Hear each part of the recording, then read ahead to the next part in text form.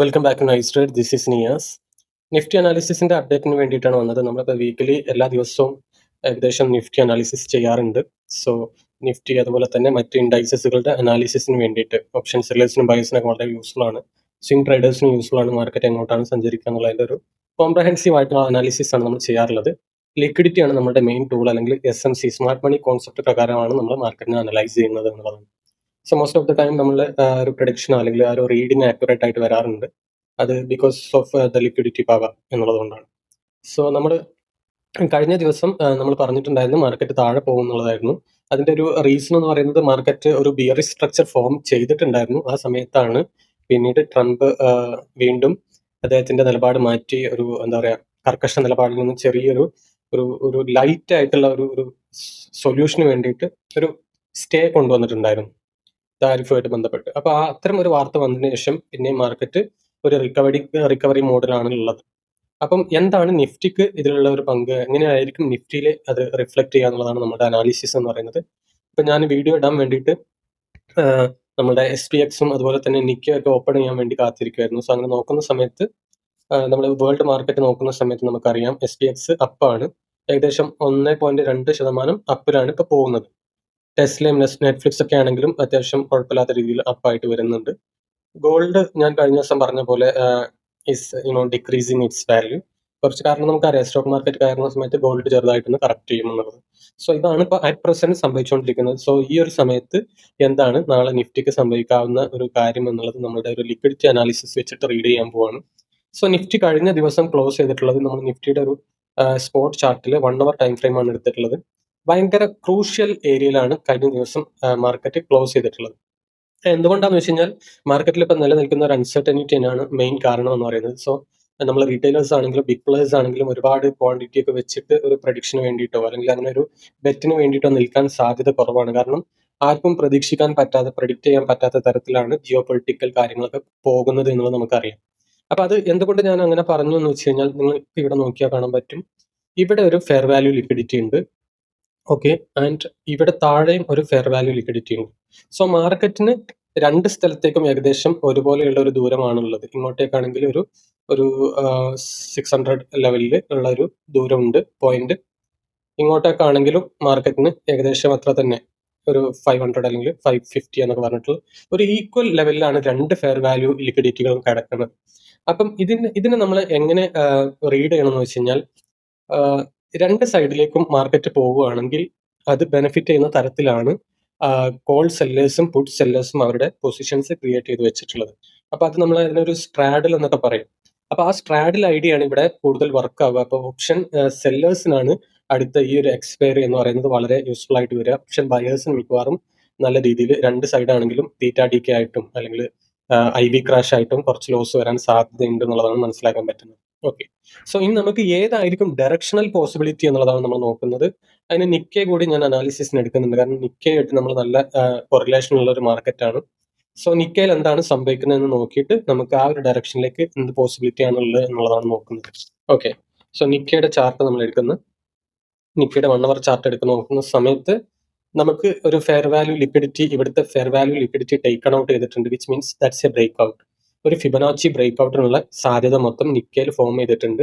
So നമുക്ക് ഒരു possibility എന്ന് പറയുന്നത് നിക്കെ ഒരു 1.382 എന്ന് പറയുന്ന ഒരു ലെവൽ ഉണ്ട്. അങ്ങോട്ടേക്ക് പോകുമ്പോൾ ഏകദേശം ഒരു 7% അപ്സൈഡ് ജാപ്പനീസ് മാർക്കറ്റിൽ കാണാൻ സാധ്യതയുണ്ട് അടുത്ത ഒരു 1-2 ആഴ്ചക്കുള്ളിൽ, അല്ലെങ്കിൽ അടുത്ത ഈ ആഴ്ചക്ക് ഈ ഒരു വീക്കെൻഡ് ആകുമ്പോഴേക്ക് തന്നെ പോസിബിലിറ്റി ഉണ്ട് എന്നുള്ളതാണ്. സോ ഫെയർ വാല്യൂ ലിക്വിഡിറ്റി ഇവിടെ ബ്രേക്ക് ചെയ്തിട്ടുണ്ട് with a buying pressure, which is A good symbol of bullish movement. So അതുപോലെ ഒരു സ്ട്രക്ചർ മിക്കവാറും നമുക്ക് നിഫ്റ്റിയിൽ കാണാൻ വേണ്ടിയിട്ട് പറ്റും. നിഫ്റ്റിയിൽ കാണാൻ വേണ്ടി പറ്റാൻ നമ്മൾ 1 അവർ ടൈം ഫ്രെയിം എടുത്തിട്ടാണ് ഇപ്പോൾ നോക്കിയിട്ടുള്ളത്. നമുക്കൊരു ബൈയിങ് പ്രഷർ ഇവിടെ വന്നിട്ടുണ്ട്. നമുക്ക് 15 മിനിറ്റിലേക്ക് മാറ്റി നോക്കാം. 15 മിനിറ്റിലേക്ക് മാറ്റി നോക്കുന്ന സമയത്ത് നമുക്ക് ബൈയിങ് പ്രഷർ വന്നിട്ടുണ്ട്.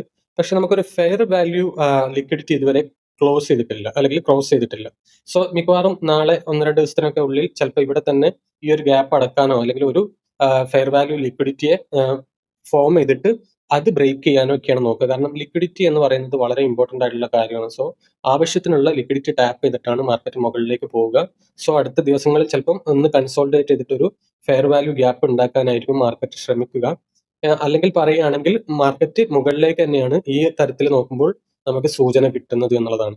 ഇനി നമ്മൾ ഇങ്ങനെ നമ്മളെപ്പോഴും ഇത്തരം കൺഫ്യൂഷൻ ഉള്ള സാഹചര്യങ്ങളിൽ നമ്മളെപ്പോഴും ചെയ്യുന്ന ഒരു കാര്യമാണ് എന്താ പറയാ, നമ്മൾ ഓപ്ഷൻ ട്രേഡ് അല്ലെങ്കിൽ ഓപ്ഷനിലെ സ്ട്രൈക്കുകളിൽ എന്താണ് സംഭവിക്കുന്നത് നോക്കും. നമുക്കറിയാം ഓപ്ഷനിലുള്ള സ്ട്രൈക്കുകളിൽ ആരാണ് സെല്ലേഴ്സ് പവർഫുൾ ആയിട്ട് നിൽക്കുന്നത്, ഏത് സ്ട്രൈക്കിലാണ് സെല്ലേഴ്സ് പവർഫുൾ ആയിട്ട് നിൽക്കുന്നത്, ആ ഒരു ഡയറക്ഷനിലേക്കായിരിക്കും പോവുക. അപ്പൊ അതിന് വേണ്ടിയിട്ട് നമ്മൾ അറ്റ് ദ മണി നോക്കാം, അതുപോലെ തന്നെ ഔട്ട് ഓഫ് ദ മണി, ഏതെങ്കിലും ഒരു out of the money, near the money എന്നൊക്കെ പറയും. അങ്ങനത്തെ രണ്ട് സ്ട്രൈക്കുകളും നോക്കാവുന്നതാണ് ബുൾസിന്റെയും ബിയേഴ്സിന്റെയും.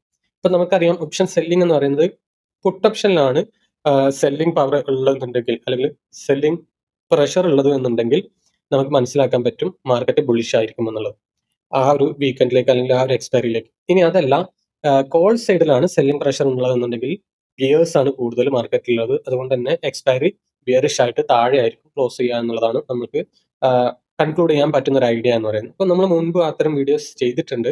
സോ നമ്മുടെ മാർക്കറ്റ് അനാലിസിസിന്റെ പഴയ വീഡിയോസ് ഒക്കെ എടുത്ത് നോക്കിയാൽ തന്നെ നമുക്ക് മനസ്സിലാവാൻ സാധ്യതയുണ്ട്. ഓക്കെ, ടെസ്ല ഇപ്പോൾ തന്നെ നല്ല രീതിയിൽ കയറുന്നുണ്ട്. ഒരു 2.6 ഒക്കെ ആയിട്ടുണ്ട്. നമുക്കറിയാം Tesla and Trump relationship is affecting market.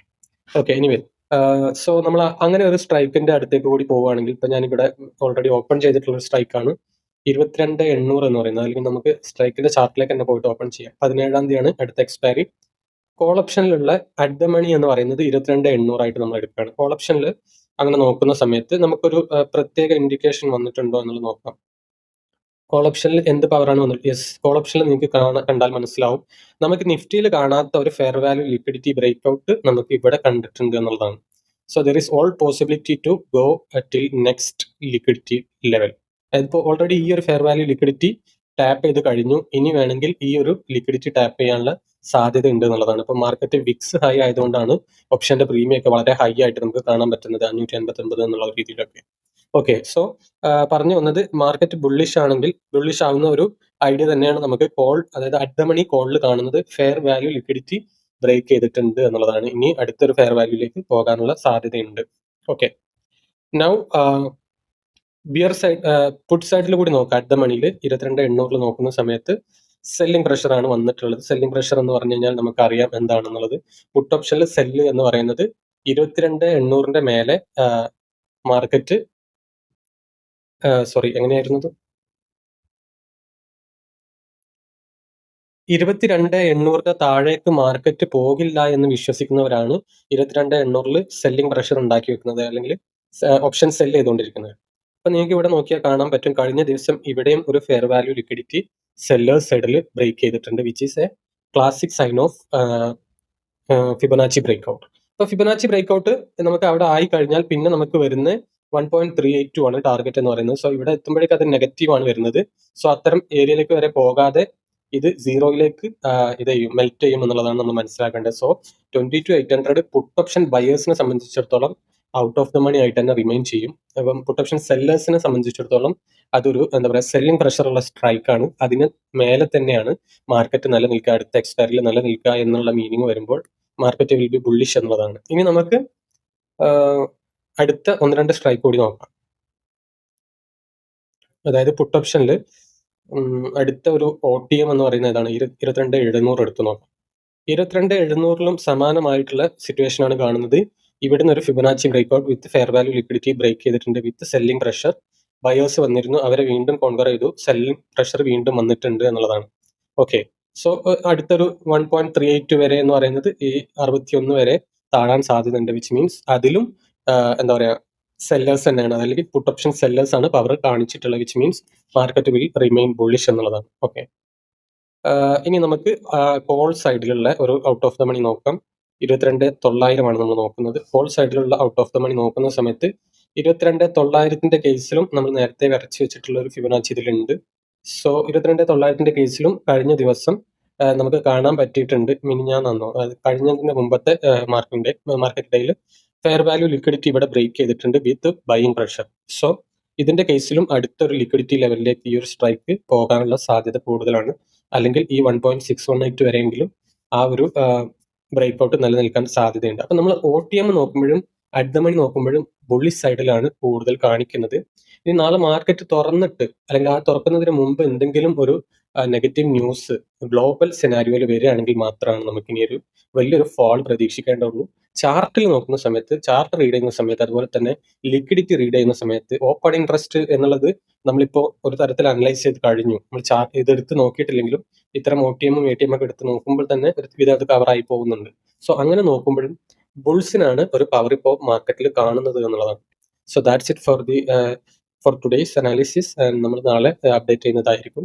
So please help you. Subscribe ചെയ്തിട്ടില്ലെങ്കിൽ സബ്സ്ക്രൈബ് ചെയ്യുക, ലൈക്ക് ചെയ്യുക. എന്തെങ്കിലും ഒപ്പീനിയൻസ് ഉണ്ടെങ്കിൽ കമൻറ്റ് ചെയ്യാൻ കൂടി നോക്കുക. Thank you very much.